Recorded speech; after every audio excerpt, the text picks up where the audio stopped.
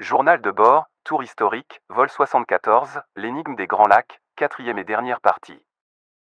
Je vous rappelle que mes récits sont purement fictifs et imaginés par rapport au vol en simulateur que j'ai réellement fait. Vendredi 21 mai 2024. Souvenez-vous, à la fin de notre dernier épisode, nous avions rencontré le capitaine Harris qui nous remet un dossier scellé avec solennité. À l'intérieur, des cartes minutieusement détaillées, des rapports codés et des photographies documentent l'ampleur de ce que nous avons découvert. Mais au fond du dossier, une enveloppe attire notre attention, marquée audacieusement l'énigme des Grands Lacs. Il est temps pour nous de l'ouvrir maintenant. Nous ouvrons l'enveloppe. La lettre comprend des noms de villes et un itinéraire mystérieux avec des missions spécifiques à chaque étape. Votre mission du jour ? Départ à 7 heures de l'aéroport international de Saouyer. Xao, votre mission est de transporter des documents confidentiels pour le gouvernement. Virez à gauche à l'aérodrome de Houkton County Memorial, KCMX ici. Votre mission consiste à survoler sans atterrissage, observer et signaler l'état des infrastructures. Posez-vous à l'aérodrome de Gogebic-Iron County, Kyoto. Vous devez débarquer des documents confidentiels pour le gouvernement et embarquer des fournitures médicales urgentes. Redécollez et posez-vous à l'aérodrome de John F. Kennedy Memorial, à Essex. Vous devez livrer des fournitures médicales urgentes et embarquer un agent secret avec un colis diplomatique. Redécollez et survolez Madeline Island, documentez des activités environnementales et prenez des photos pour une étude scientifique.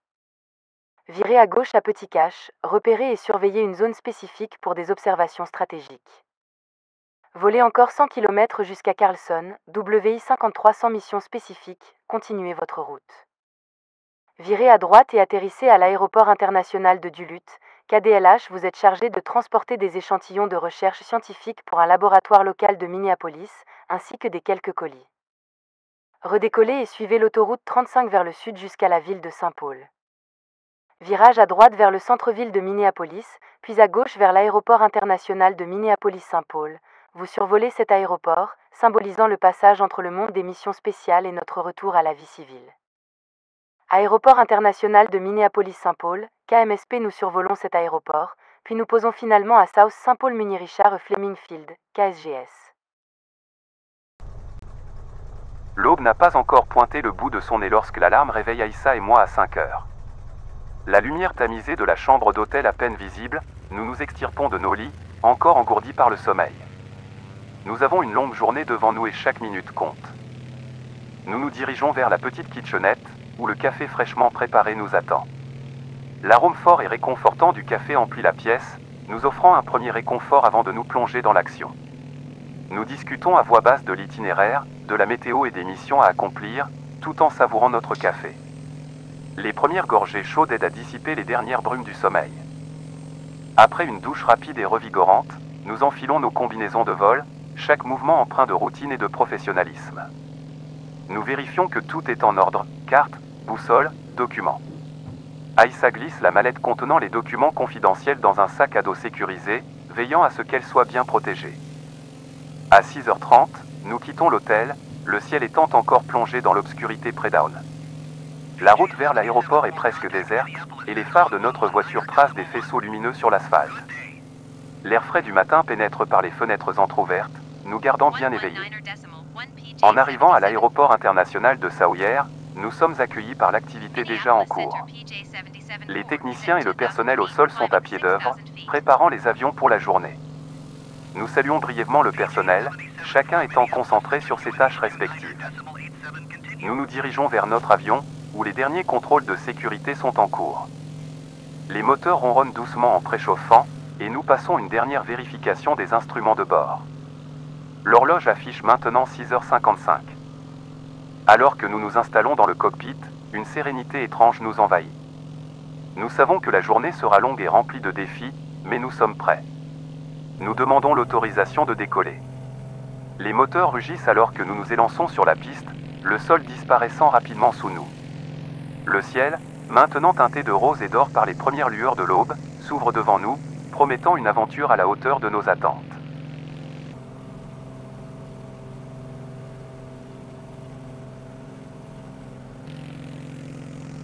Nous survolons déjà Marquette, une petite ville pittoresque du Michigan, située sur le lac Supérieur, connue pour son port et l'expédition de minerais de fer.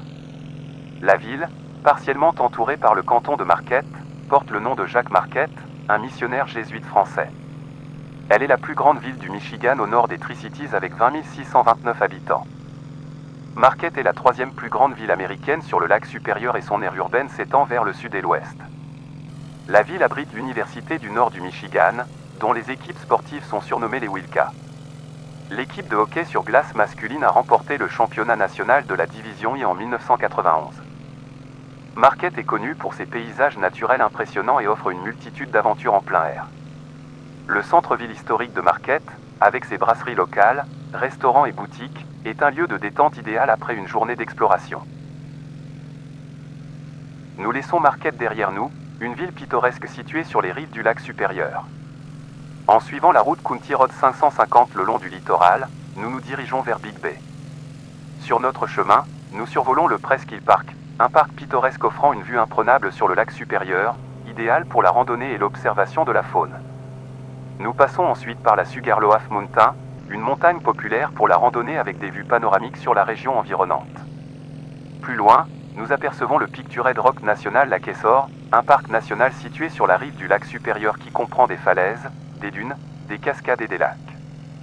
Nous passons Big Bay et Huron Mountain, puis quittons le littoral par Scaney, une petite communauté nichée dans le comté de Baraga, dans la péninsule supérieure du Michigan. Nous traversons la baie de Keweenaw. Les communautés proches de la baie de Keweenaw comprennent Ora, Assina, Baraga, Keweenaw Bay, Lance, Pequaming, Zeba. Nous arrivons à l'aérodrome de Houlton County Memorial, placé dans la péninsule supérieure du Michigan, est à une courte distance des villes de Houlton et Hancock, et proche de Calumet. Situé dans la localité non incorporée d'Oneco, cet aéroport est proche du village de Calumet, dans la région isolée de la péninsule de Keweenaw.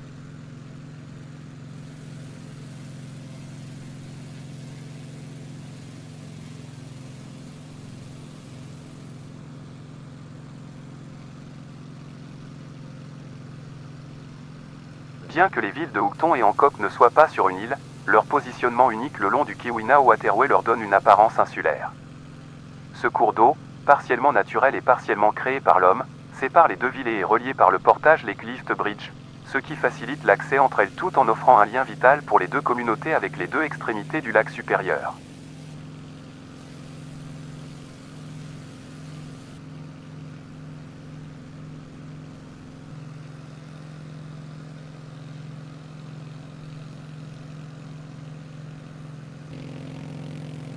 Nous avançons plein ouest, passons quelques forêts et grandes baies et arrivons à Ontonagon, un village situé dans la péninsule supérieure de l'État du Michigan.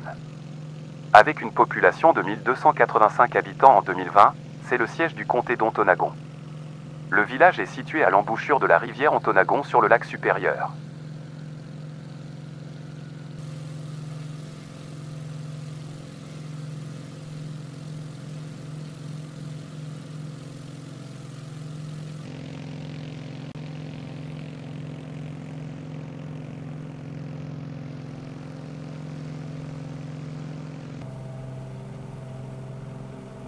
Nous changeons de cap et nous dirigeons vers le lac Gogebic pour intégrer le couloir d'approche de la piste 27 de l'aérodrome de Gogebic-Iron County.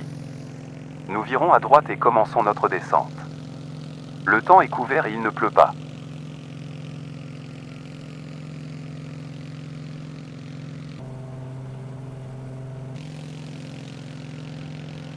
Je repense à toutes nos étapes du jour et me dis que chacune d'entre elles rend hommage aux anciens propriétaires de cet avion, Richard et Emily. Avec les missions d'aujourd'hui, ils ont voulu nous faire ressentir les émotions et l'adrénaline qu'ils éprouvaient lorsqu'ils volaient à leur époque. Cependant, je constate aussi à quel point les procédures ont changé depuis leur temps.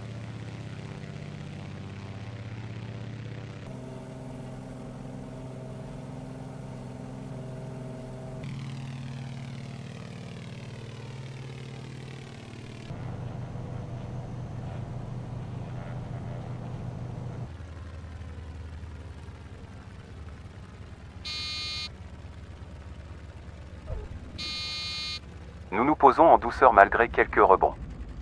Nous rejoignons notre aire de stationnement et débarquons les colis destinés à cette escale.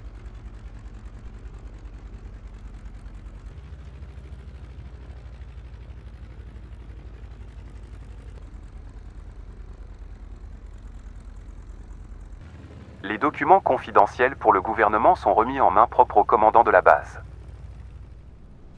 Nous affrétons notre avion pour un nouveau départ, notamment des fournitures médicales urgentes pour l'aérodrome de John F. Kennedy Memorial. Nous rejoignons la piste 27 pour un départ vers l'ouest.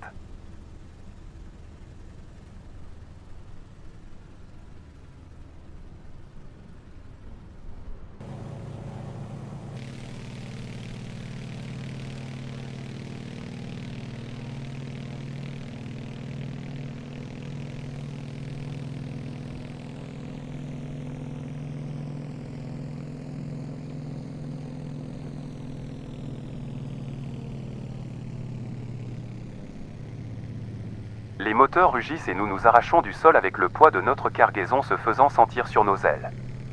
Vu du ciel, cet aéroport est perdu dans la verdure et offre une vue spectaculaire.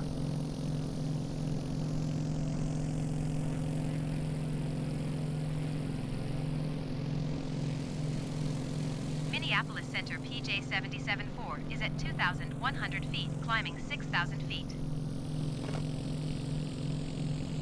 PJ-77-4 Minneapolis Center QNH29.65, continue. De nouveau quelques averses et continuons notre voyage le long des côtes du lac supérieur.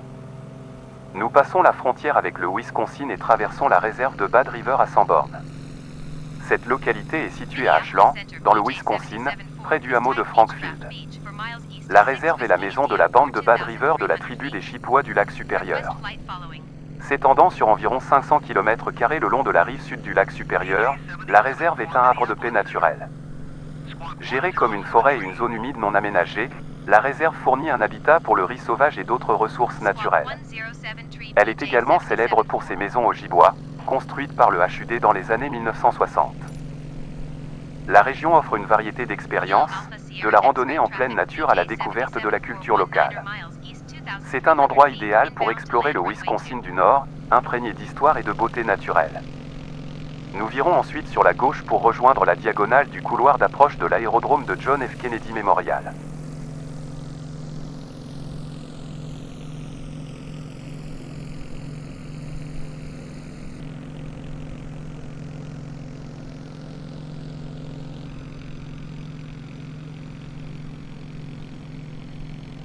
La balise atteinte, nous virons ensuite à droite à hauteur de White River Break State Natural Area.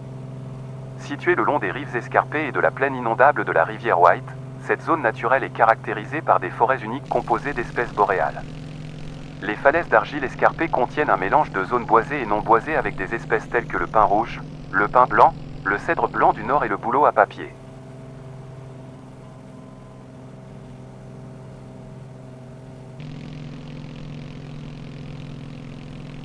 Nous nous alignons sur l'approche de la piste 02.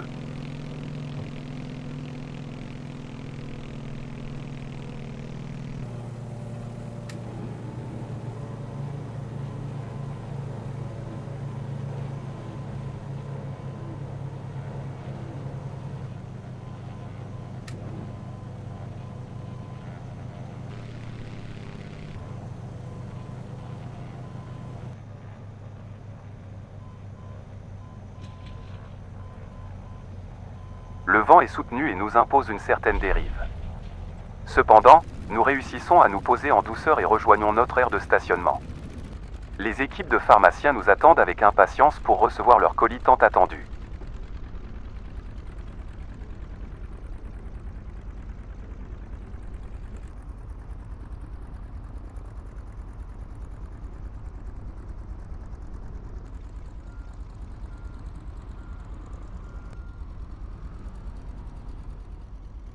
Nous réaffrétons notre avion pour un décollage immédiat. Cette fois, nous décollerons de la piste perpendiculaire 31 nord-ouest. Notre prochaine étape nous amènera à embarquer un agent secret avec un colis diplomatique et le déposer à l'aéroport international de Duluth.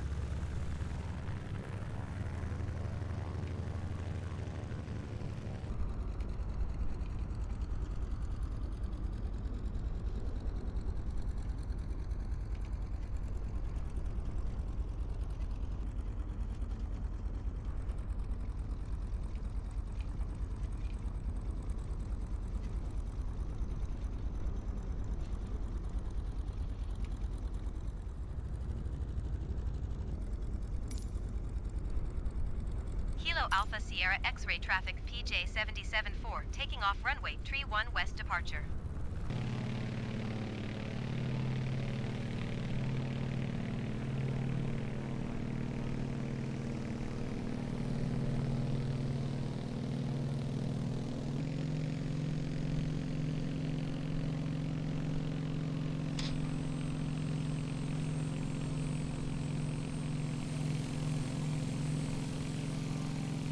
Nous prenons de la hauteur avec un vent latéral d'ouest soufflant à 31 nœuds.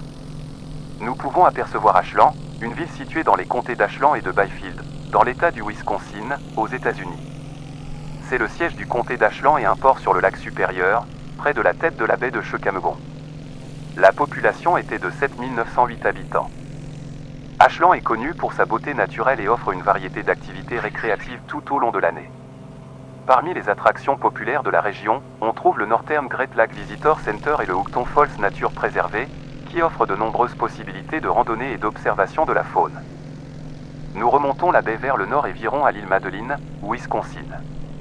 L'île Madeline est la plus grande des îles des Apôtres, située sur le lac Supérieur. Elle est connue pour sa beauté naturelle et son histoire riche. Cette île offre une variété d'activités récréatives, des plages de sable aux forêts denses, en passant par les sentiers de randonnée et les voies navigables pour le kayak et la navigation de plaisance. Après une journée d'exploration, vous pouvez vous détendre dans l'un des nombreux hébergements locaux disponibles sur l'île. C'est un endroit idéal pour ceux qui cherchent à explorer le Wisconsin du Nord.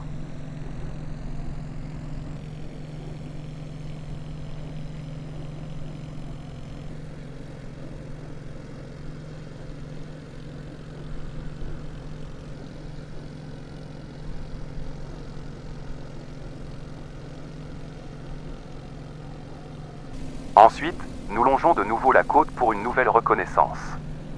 Nous survolons Cornucopia, un petit village pittoresque niché dans le nord du Wisconsin. De notre point de vue aérien, nous pouvons voir le port pittoresque, célèbre pour ses plages de sable et ses magnifiques couchers de soleil. En dessous de nous, la baie de Siskiwit s'étend, bordée par le point de Roman et le point de Mauico.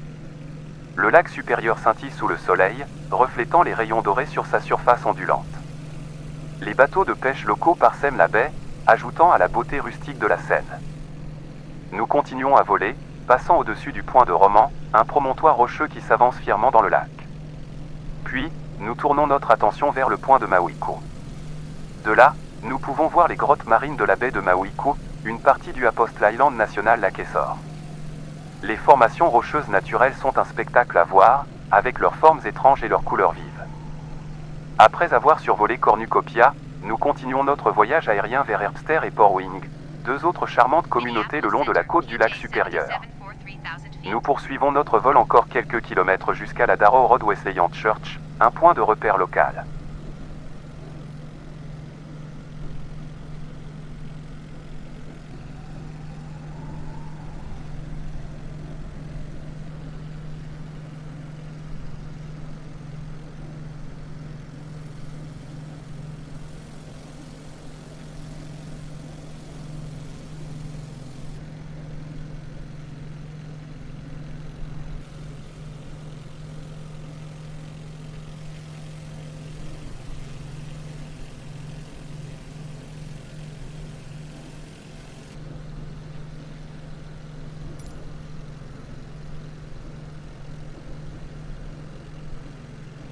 Duluth Tower PJ774 is 2 miles east 3,000 feet with Gulf to land. 4 Duluth Tower. QNH 29.64 wind 27 tree at 17. Fly straight in runway 27.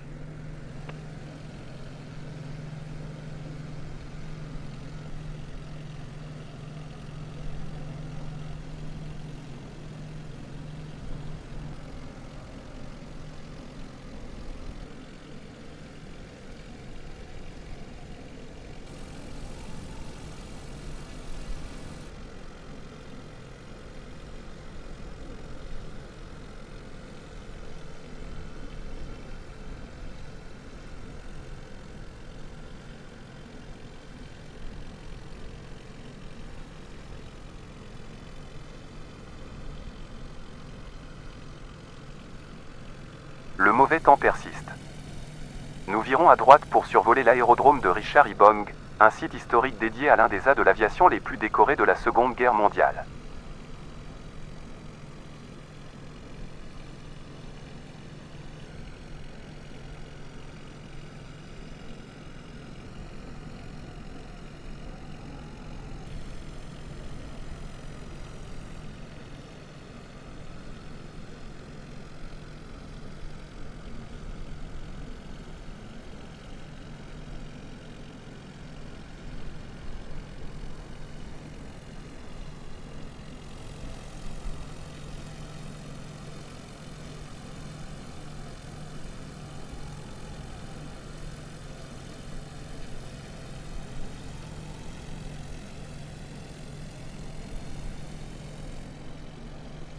Puis, nous survolons la ville de Superior, une ville portuaire animée sur la rive ouest du lac Supérieur.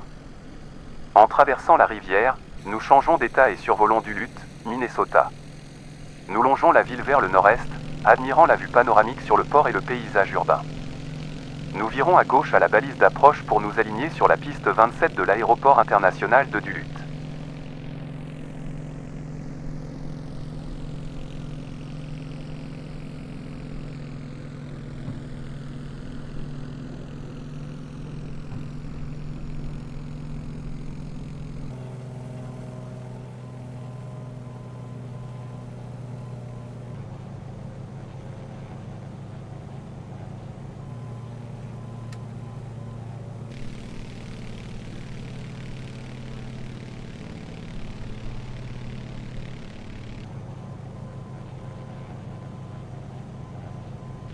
Je sors le train d'atterrissage et c'est avec une précision experte.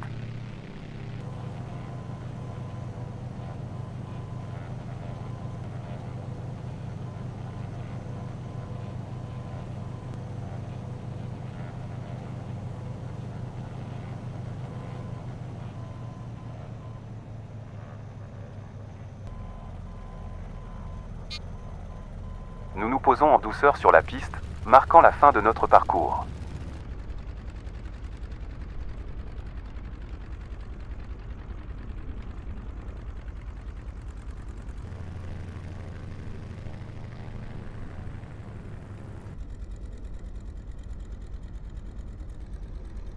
Nous rejoignons l'aire de stationnement où nous attend une délégation gouvernementale.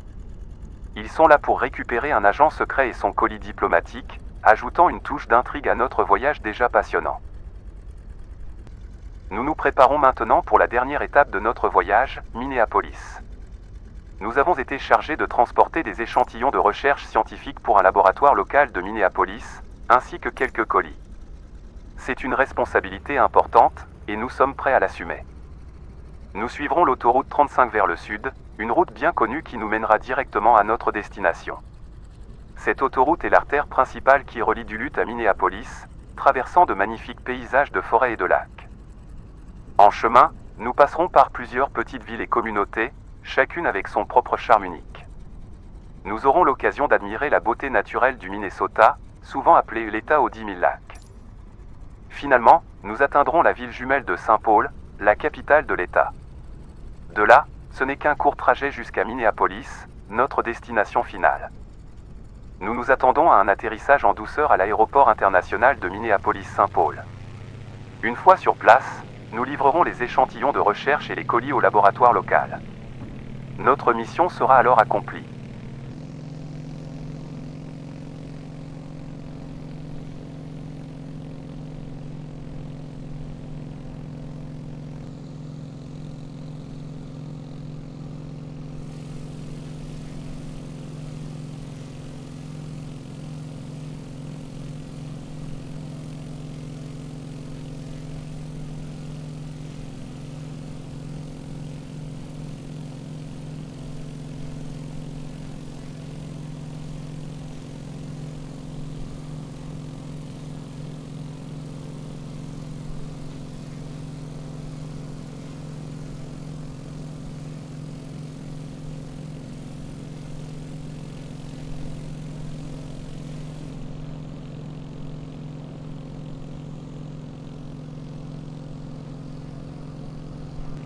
Une fois notre cap établi et notre altitude stabilisée, nous survolons déjà notre première ville, Cloquet.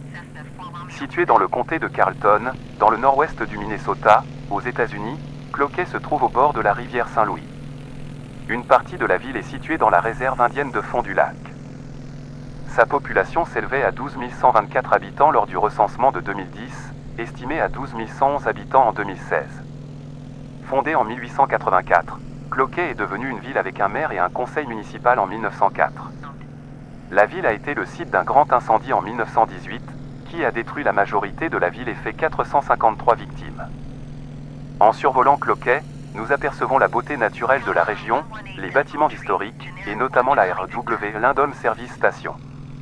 Cette station-service, conçue par Frank Lloyd Wright et construite en 1956, est inscrite sur le registre national des lieux historiques depuis le 11 septembre 1985.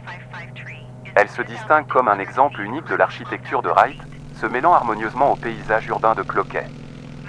Nous continuons vers le sud-ouest et apercevons déjà l'autoroute 35.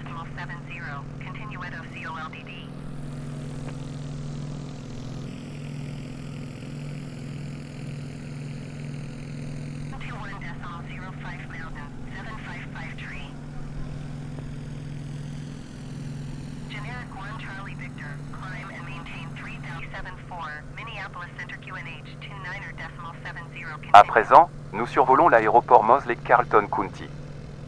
D'en haut, nous pouvons voir une variété d'avions monomoteurs stationnés sur le terrain, ainsi que les petites installations de l'aéroport. Les hangars et les pistes semblent minuscules depuis notre altitude, mais ils témoignent de l'activité aérienne locale, ajoutant une touche de charme à ce coin paisible du Minnesota.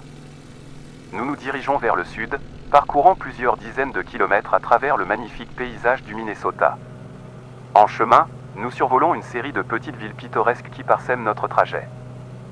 D'abord, nous passons au-dessus de Sturgeon Lake, une petite communauté entourée de forêts denses et de lacs scintillants. Ensuite, nous survolons Willow River, une charmante ville nichée le long de la rivière du même nom, offrant des vues apaisantes de la nature environnante. Continuons notre voyage, nous apercevons Rutledge, suivi de près par Finlayson. Ces villes, bien que modestes, sont riches en histoire locale et en culture, avec des paysages verdoyants qui défilent sous nos ailes. Ensuite, nous atteignons Sandstone, connu pour ses formations rocheuses impressionnantes et ses sentiers de randonnée. Nous continuons vers Hinckley, célèbre pour son casino et ses nombreuses activités de loisirs. Nous poursuivons notre route en survolant Berrien, puis Pin City, une ville plus grande avec une vie communautaire animée et des établissements éducatifs réputés. Les toits des maisons et les rues sinueuses de la ville forment un patchwork fascinant vu du ciel.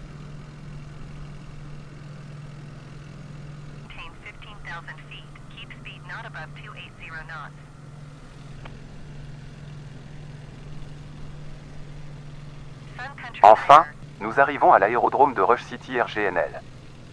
De notre position élevée, nous observons les pistes et les hangars de l'aérodrome, ainsi que les avions alignés en attente de leur prochain vol. Les installations de l'aérodrome sont modestes mais bien entretenues, reflétant l'importance de ce point de transit régional pour les aviateurs locaux. Nous poursuivons notre vol en direction du sud, laissant derrière nous les petites villes pittoresques pour entrer dans une région plus densément peuplée.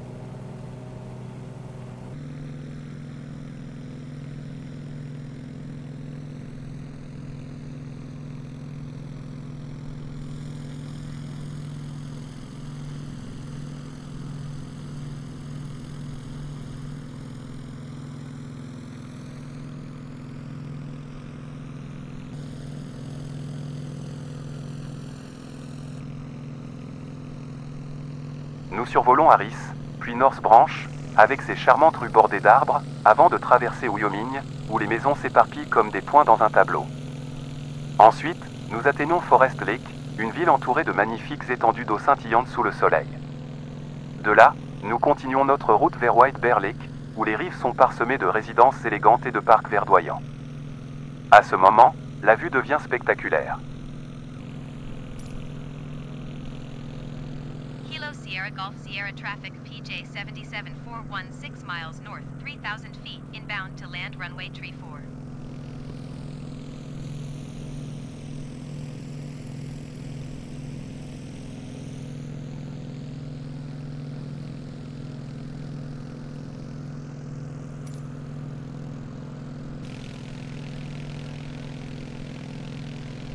Devant nous, l'immensité urbaine de Saint-Paul et Minneapolis se dévoile, une mer de bâtiments, de rues et de parcs s'étendant à perte de vue.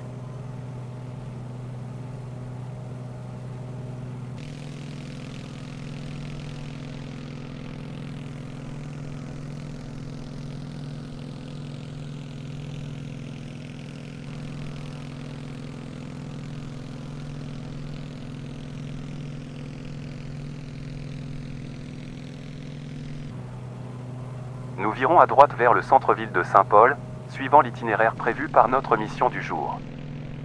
Saint-Paul est la capitale de l'État du Minnesota, aux États-Unis. C'est la deuxième ville la plus peuplée de l'État après Minneapolis, avec une population de 285 000 habitants. Ensemble, elles forment la conurbation de Minneapolis-Saint-Paul, qui compte 3 350 000 habitants. Surnommée la ville des quartiers, Saint-Paul est réputée pour ses nombreux quartiers animés. Des zones comme Como Park, Cathedral Park et Highland Park regorgent de restaurants et d'entreprises locales établies depuis des générations. Les amateurs de plein air apprécieront les sentiers, les arbres riverains, les grands parcs et les pistes cyclables. La ville abrite 104 monuments inscrits au registre national des lieux historiques, dont la cathédrale Saint-Paul, le fort historique Snelling et la maison James Gillespie sur l'avenue Summit, une rue bordée de manoirs victoriens restaurés. Le spectacle est époustouflant.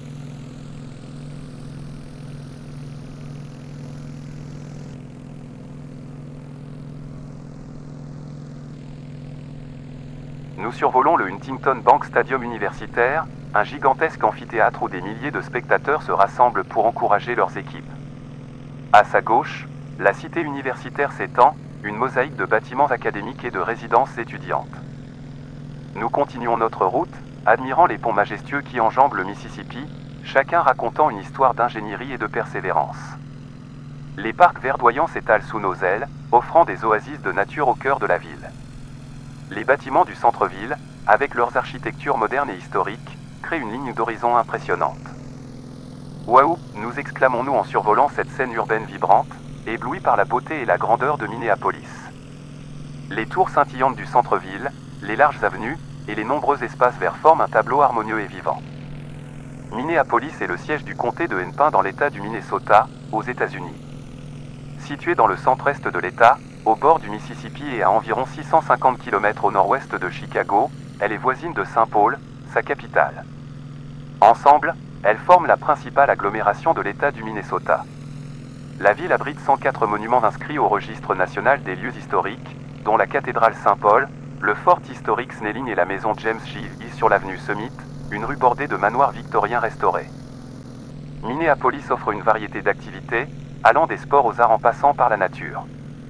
Les visiteurs peuvent explorer le fleuve Mississippi, le centre-ville, le Mall of America, les parcs, les musées, les brasseries et bien plus encore. Nous continuons ensuite notre vol vers l'aéroport international de Minneapolis-Saint-Paul, un gigantesque complexe où des avions du monde entier viennent et repartent. Le contournant par la droite, nous entamons notre approche finale.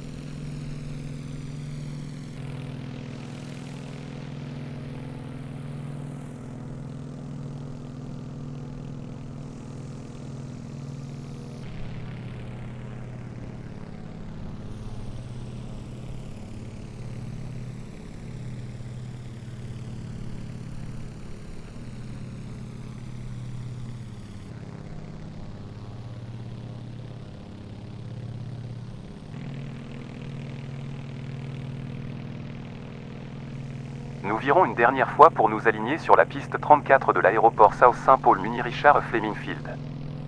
La diagonale main gauche nous mène doucement vers notre destination finale. L'atterrissage est imminent, marquant la fin d'un voyage rempli de découvertes et de merveilles, chaque étape nous ayant offert un aperçu unique de cette région magnifique. Nous avons hâte de rencontrer Emily.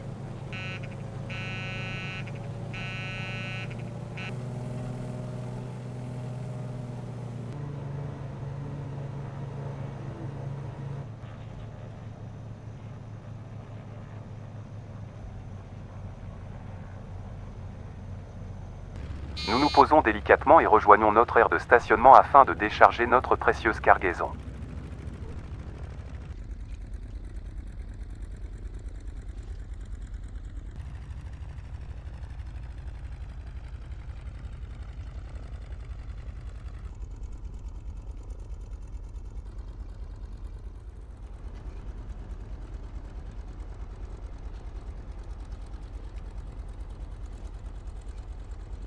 sur le tarmac, alors que nous nous affairons, un bruit étrange provenant de la soute à bagages attire notre attention.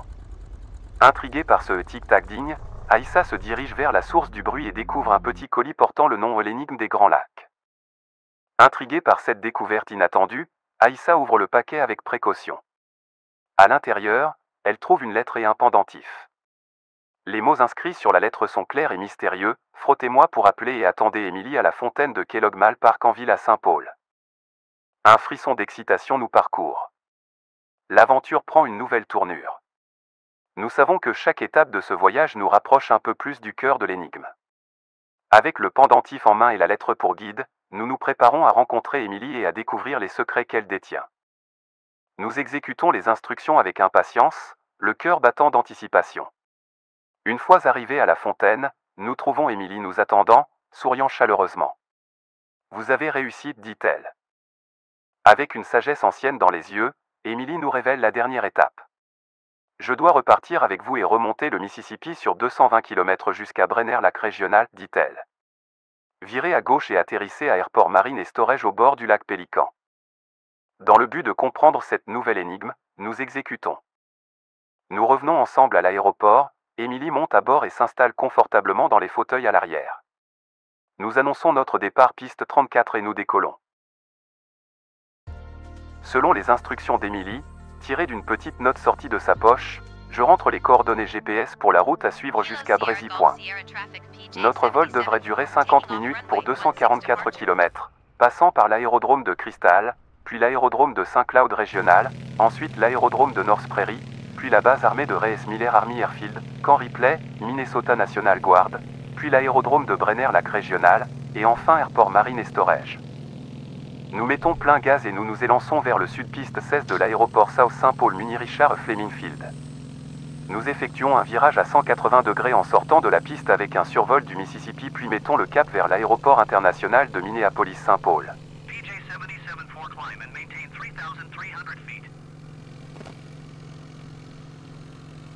Climb and maintain 3,300 feet, PJ 77-4.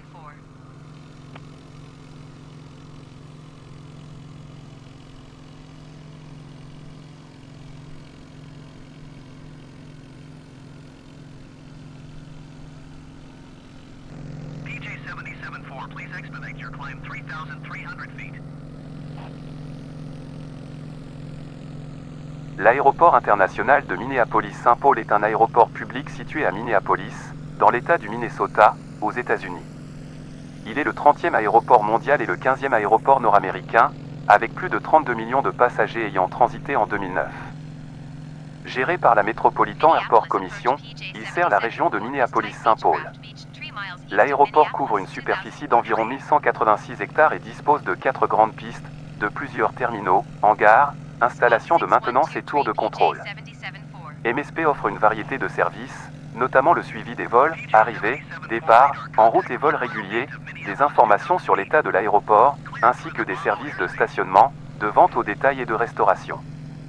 De plus, l'aéroport permet un accès facile aux hôtels locaux et propose diverses options de transport comme les voitures de location, les bus et les taxis.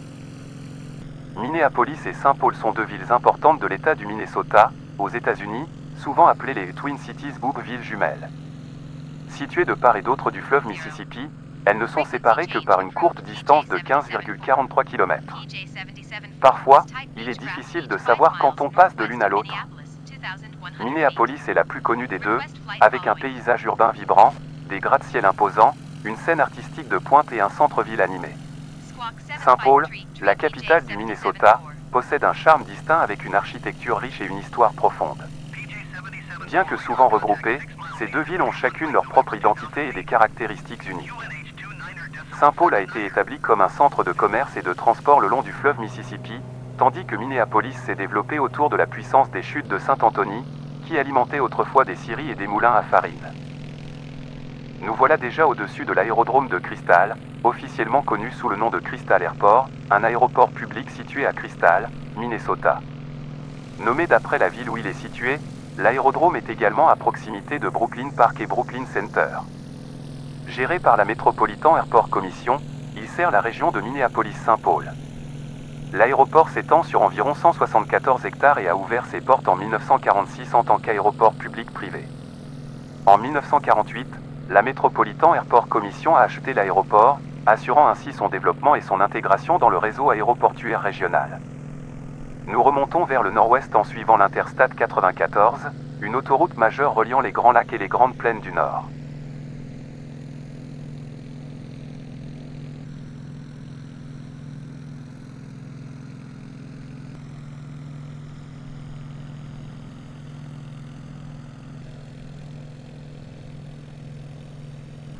Nous passons la ville de Rogers, une ville en pleine croissance située dans le comté de Hennepin, Minnesota.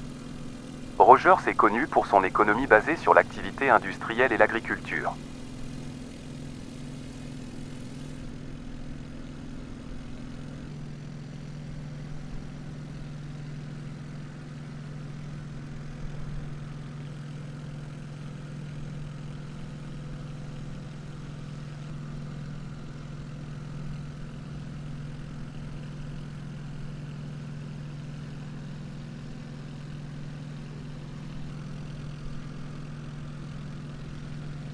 Nous continuons notre voyage vers Big Lake, une autre ville du Minnesota située dans le comté de Sherburne.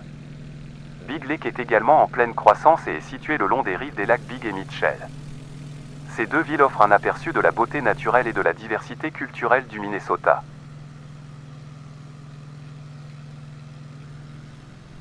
Nous survolons à présent l'aérodrome de St. Cloud régional.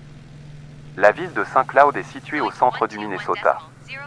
Elle est le siège du comté de Stearns et a une population d'environ 70 000 habitants. Fondée en 1856, la ville a été nommée d'après le faubourg de Paris, Saint-Cloud, par un natif du Maine descendant de Huguenots. La ville est traversée par le fleuve Mississippi et est située à environ 100 km au nord-ouest de Minneapolis, le long de l'Interstate 94. St. Cloud est connu pour sa diversité de quartiers et son riche patrimoine historique. Nous suivons maintenant l'autoroute 10, qui passe par St. Cloud et nous mène à Little Falls.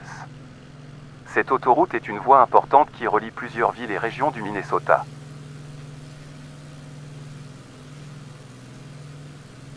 À Watab, le Mississippi fait une belle boucle. Watab est une petite communauté située dans le comté de Benton, Minnesota. Elle est traversée par la Watab River, un affluent du Mississippi.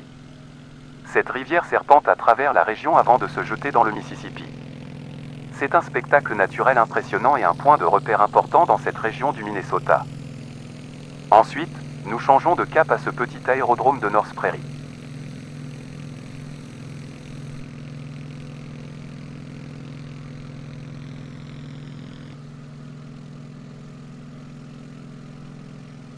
Puis, nous apercevons l'aérodrome de Little Falls au Morrison County Lindbergh à la ville de Little Falls.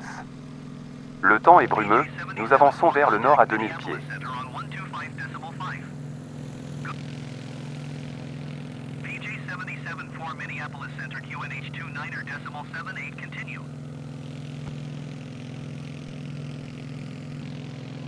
Non loin, nous changeons de cap pour la base armée de Reyes Miller Army Airfield, Camp Ripley, Minnesota National Guard. Reyes Miller Army Airfield est une base militaire située à Camp Ripley, Minnesota. Elle est gérée par la Minnesota National Guard. L'aérodrome a 2 pistes d'atterrissage. Il y a également 5 zones de largage pour l'entraînement. Camp Ripley est un centre de formation militaire et civile de 210 km² exploité par la Minnesota National Guard près de la ville de Little Falls dans la partie centrale de l'État. Le site a été sélectionné en 1929 par Ella Walsh, adjudant général de l'État du Minnesota. Le site de formation en guerre hivernale du camp est l'installation principale utilisée par la Garde nationale pour les exercices de combat hivernal. Brenner est une charmante ville avec son aérodrome de Brenner Lac régional. Sa population était de 15 000 habitants. Brenner est traversée par le Mississippi, et la partie la plus ancienne de la ville est située à l'est du fleuve. La ville offre une variété d'attractions et d'activités dont le massif du Cuyuna et des centaines de lacs et de rivières qui entourent la ville. Vous pouvez aussi découvrir la riche histoire de la ville, qui fut autrefois un carrefour ferroviaire et un foyer pour les Indiens Ojibwa. Nous changeons de cap pour la ville de Merrifield, une petite communauté nichée au cœur du comté de Crow Wing. C'est un endroit enchanteur, baigné par la beauté naturelle du Minnesota, surnommé la terre des 10 000 lacs. En réalité, ce paradis aquatique compte 11 842 lacs, chacun offrant une invitation à l'exploration en canoë, en kayak ou en planche à bras. 8 Mike November, tree traffic PJ 77410 miles south, 3000 feet, inbound to land runway tree 5. Aïssa a déjà annoncé notre arrivée imminente à la tour de contrôle. Nous survolons ces lacs à faible altitude, les eaux claires et calmes reflétant le ciel avec une sérénité presque magique. Les paysages semblent renaître à chaque reflet sur l'eau.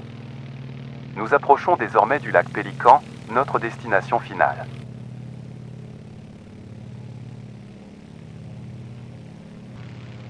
Je suis la route qui mène à la charmante ville de Breezy-Point. Cette ville pittoresque, située dans le comté de Crow Wing, est réputée pour son complexe de villégiature au bord du lac Pélican. Fondée par le millionnaire publicitaire Wilford Fawcett en 1921, Breezy-Point est une oasis de tranquillité avec une ambiance chaleureuse de pays des lacs. À faible altitude, la piste d'atterrissage n'est pas encore visible. Je zigzague, sors le train d'atterrissage, réduis les gaz et déploie les volets pour ralentir. Soudain, la piste 35 apparaît devant nous. Je m'aligne avec précision.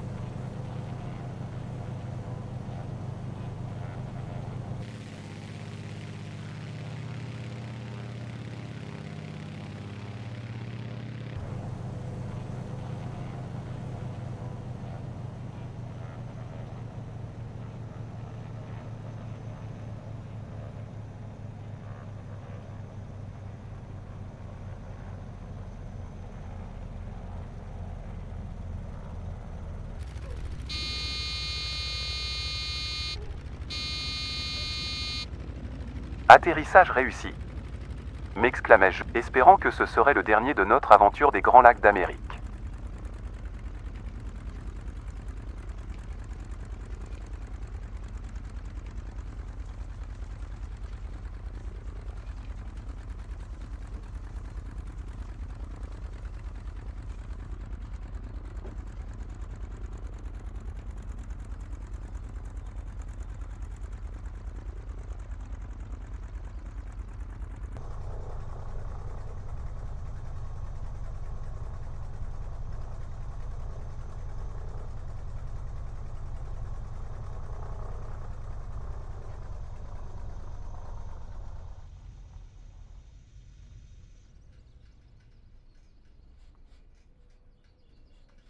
À notre arrivée à Breezy-Point, nous descendons de l'avion et Émilie nous accueille avec une étreinte chaleureuse.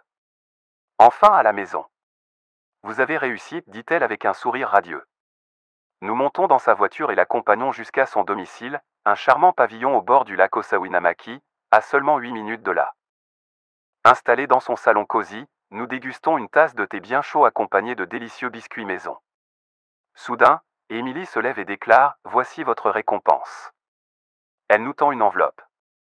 À l'intérieur, nous découvrons un acte de propriété du Staggerwing Bigcraft des 17, évalué à 200 000 $. Mon mari Richard aurait été fier de vous, dit-elle, les larmes aux yeux. Vous avez non seulement résolu l'énigme des Grands Lacs, mais vous avez aussi ramené notre bien le plus précieux à bon port. Merci. Elle nous explique qu'après la mort de son mari, elle n'a plus besoin de l'avion et souhaite qu'il serve à des aventuriers comme nous. Avec un sourire mélancolique mais fier, elle nous laisse partir, le cœur léger, sachant que l'esprit d'aventure de son mari vivra à travers nos actions. C'est ainsi que se termine notre incroyable aventure, au bord d'un lac illuminé par un coucher de soleil spectaculaire. Nous n'aurions jamais pu imaginer une épopée aussi remplie de mystères et de magie que celle que nous venons de vivre. Nous espérons que vous avez apprécié ce voyage virtuel l'énigme des Grands Lacs, dernière partie et que vous nous retrouverez prochainement. N'hésitez pas à liker mes vidéos ou à me faire des commentaires. À bientôt dans nos prochaines aventures. Bien à vous, l'équipage du vol 74.